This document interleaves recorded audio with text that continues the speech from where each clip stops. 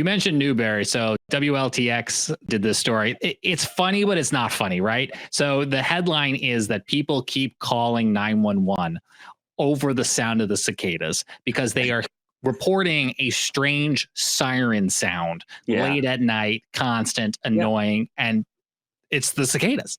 Yeah.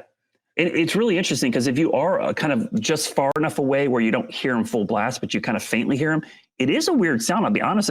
I didn't hear any at my house, James, but I went to Sam's Club in Pineville to get tires changed. I'm like, what is that noise? And as I drove by the woods at the greenway behind the mall, it was deafening.